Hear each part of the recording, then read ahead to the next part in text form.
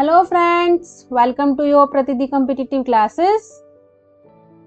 मैं हूं आपकी मेंटोर डॉक्टर पूनम शर्मा। बाकी के बचे हुए क्वेश्चन आज पार्ट 9 में डिस्कस करते हैं। UGC NET JRF sociology paper second June 2018। Next question लेते हैं, question number 81। Match list with the list second and the correct answer both the code given below the list. ठीक है, तो ये आंदोलनों के बारे में बात की गई है लिस्ट 1 में, और दूसरा बोल रहा है कि ईयर बताया गया है कि कौन से आंदोलन में, कौन से ईयर में कौन सा आंदोलन हुआ था। तो पहला आपका ये है चंपारण आंदोलन। ठीक है, चंपारण आंदोलन हुआ था सन 1917 में। ये अपन इसको इससे कनेक्ट कर देते हैं। ठीक है, ये आंदोलन हुआ था और ये महात्मा गांधी इसके लीडर थे यहाँ पे।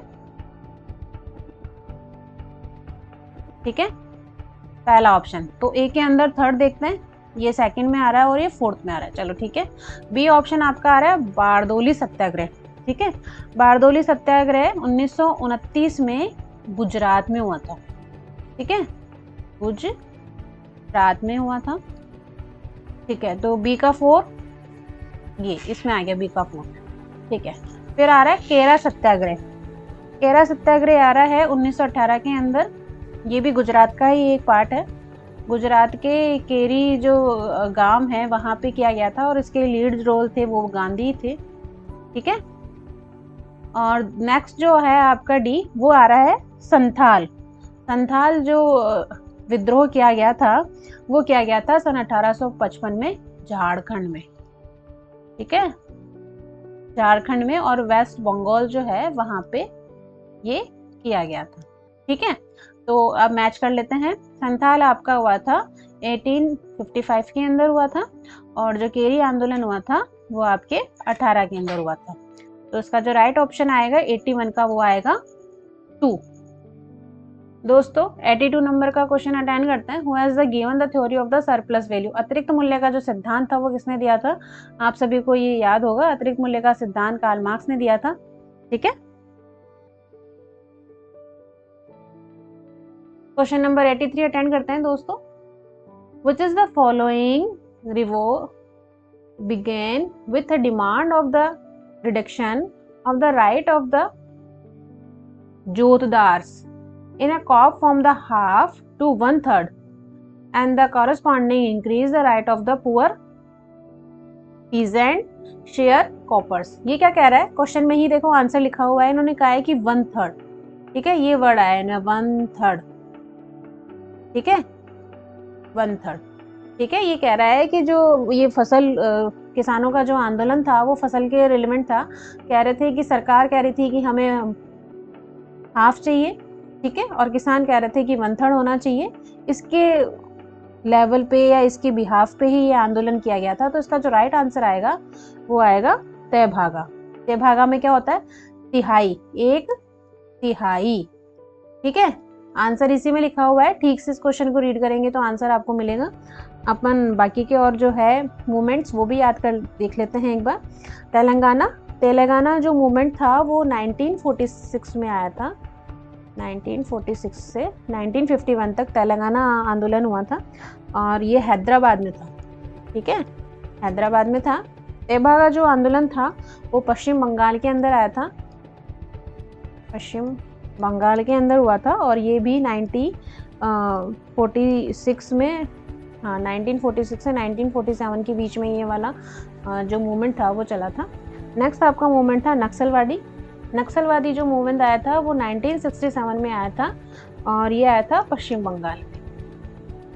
ठीक है, और नेक्स्ट जो ये है मूवमेंट सर्वोदय, इसके जो लीडर थे वो थे विनोबा भावे। ठीक है, और ये लगभग 1951 में ही आ गया था। ठीक है, तो 83 का जो राइट आंसर आएगा वो आएगा बी, तेभागा। दोस्तों 84 नंबर का क्वेश्चन अटेंड करते हैं। Jajmani system in the traditional Indian society was based on the which of the following. Jajmani प्रथा जो थी, जजमानी सिस्टम, वो परंपरागत भारतीय समाज में किस पर आधारित थी? तो जजमानी सिस्टम में क्या होता था कि आपके वस्तु विनिमय हुआ करता था। ठीक है, बी ऑप्शन इसका करेक्ट है। इसलिए करेक्ट है क्योंकि जजमान, दो रिलेशनशिप हुआ करते थे, एक तो होते थे जजमान और ठीक है, ये तो होते थे जो सेवा करवाते थे, ठीक है, सेवा करवाते थे, ठीक है। और एक होते थे कमीन, ये सेवक जनजातियां होती थी, सेवक जातियां जनजातियां होती थी, ठीक है। तो ये इनको सेवा देती थी अपनी, ठीक है। तो ये इनको क्या करते थे, इनकी सेवा के बदले इनको कुछ वस्तुएं दे देते थे, अनाज दे दिया, कपड़े लत्ते दे दिए। ये इस प्रकार का जो संबंध है वो वस्तु विनिमय का संबंध हुआ करता था। तो 84 का राइट आंसर आएगा बी। 85 नंबर का क्वेश्चन अटेंड करते हैं दोस्तों।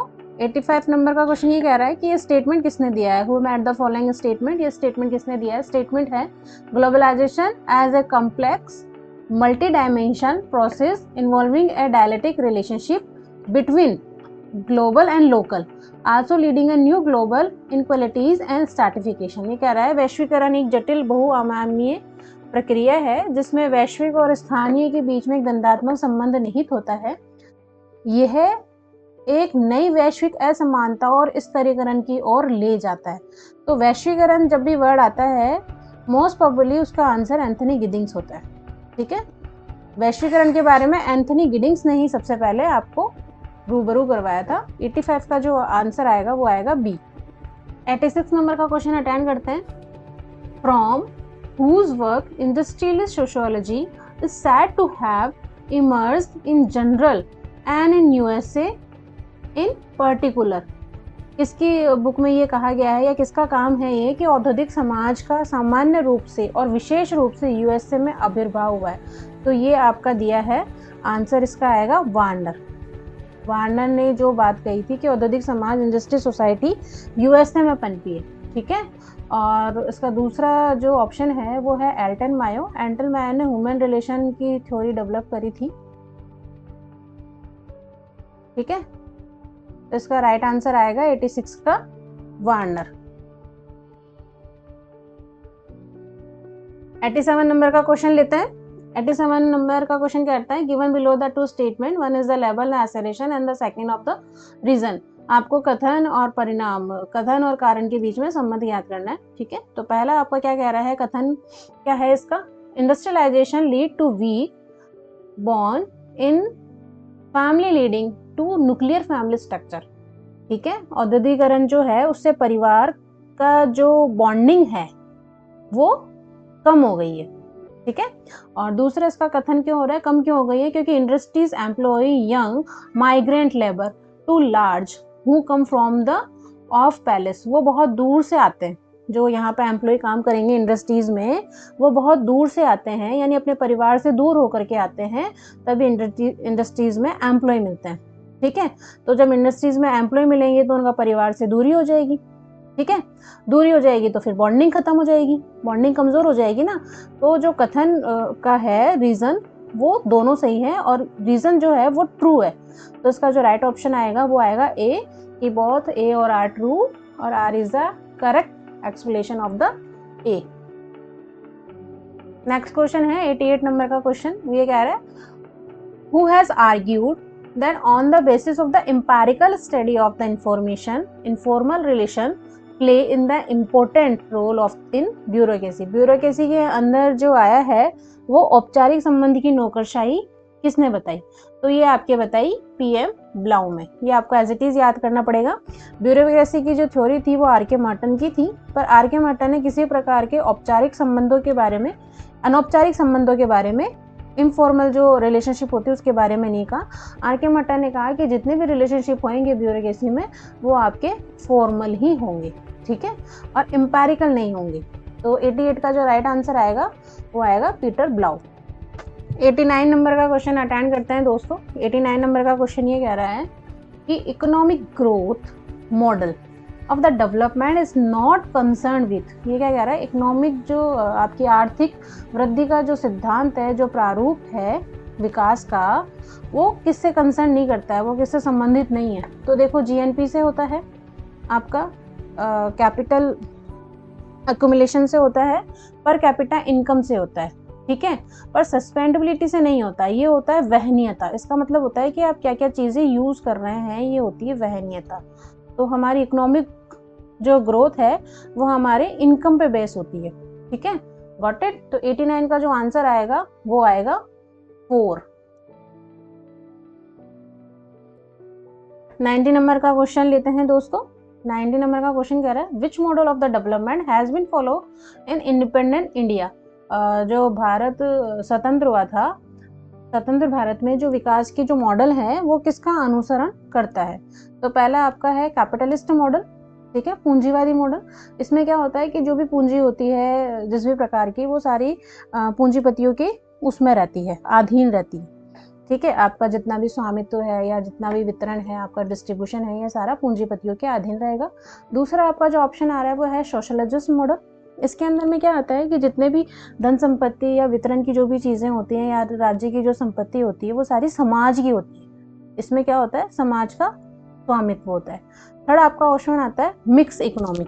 मिक्स इकोनॉमी का मतलब होता है जिसमें आपकी पूंजीवादी अर्थव्यवस्था भी हो और समाजवादी भी हो, that call mix economy. And 4 होता है आपका मार्केट इकोनॉमी, कि जो भी नियंत्रण होगा वो बाजार का ही होगा, ठीक है। कहाँ से क्या धन आ रहा है, कहाँ पे क्या सामान भेजना है, वो टोटल आपकी जो होगी वो बाजार ही अर्थव्यवस्था कंट्रोल करेगी। तो जब स्वतंत्र हुआ भारत, उस समय पूंजीपति या पूंजीवादी जो व्यवस्था थी वो तो अंग्रेजों के समय से थी, ठीक है। और समाजवादी हम शुरू से ही चाह रहे थे कि सब कुछ समाज का हो, पर वर्तमान समय में जैसे स्वतंत्र हुआ भारत, उसने मिश्रित अर्थव्यवस्था को फॉलो किया। तो राइट क्वेश्चन का जो आंसर आएगा 90 नंबर का आंसर है 3, मिक्स इकोनॉमी। दोस्तों अपने स्टडी को कंटिन्यू करते हुए बूस्टअप कीजिए, सफलता आपकी ही है, डेफिनेटली आप सफल हो जाएंगे। आशा करती हूँ आपको वीडियो पसंद आया होगा। Thanks for watching video. Please like और सब्सक्राइब कर दीजिएगा।